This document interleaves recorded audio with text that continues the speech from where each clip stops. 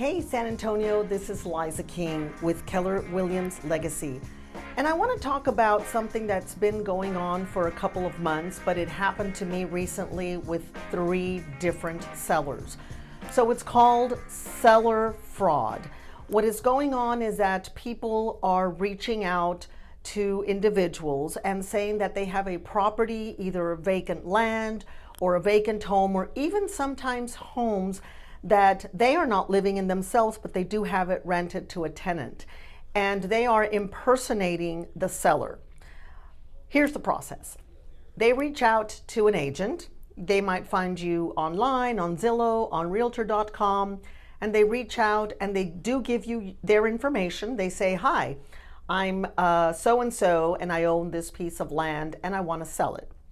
So you start engaging them, you call. I always try to call to get them on the phone to see what price might be or what they're thinking, why they're selling, and so on and so forth. So this one, for example, that reached out to me online, it did have an email and a phone number. So I reached out to him. So we talked for a minute. The property in question happened to be in a gated neighborhood, and I said, do you have the code so I can go take a look at it? Flag number 1. He did not have the code. He said, I want to sell this as soon as possible. What do you charge for a fee? I told him what my fee was. He goes, that's fine. Whatever it is, I'll pay it. I would really like a quick sale and get this over with. Flag number 2. So then I said, okay, do you happen to have a survey of the property? I don't have that. Flag number 3. I said, why don't you look at your closing documents when you purchased it and see if you can find that and send me a copy of the purchase agreement or the CD, the final documentation, correct? Flag number 4, he did not have that either.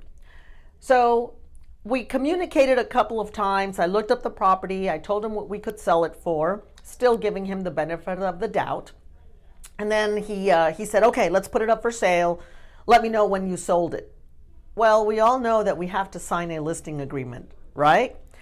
So I called, or actually I emailed him and I said, since there's a lot of fraud going on and this is to protect you, I really would like to have a copy of your driver's license, please.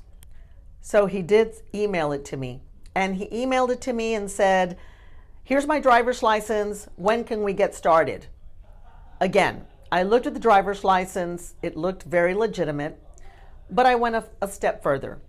I tracked down the real owner of the property because one of the other red flags was the address on his driver's license is legitimate and it's in the same neighborhood where the vacant property is, but he told me he was no longer living there. So that's another flag because the address is still the same, correct? So I did track down the true seller of the property. I called him and the conversation went kind of like, this is a very strange phone call. My name is Liza King and I am a real estate agent with Keller Williams. And I have someone that called me saying that he's you and even sent me a driver's license and telling me that he wants to sell this property at 123 Main. He says, well, that is my property, but I'm not selling it.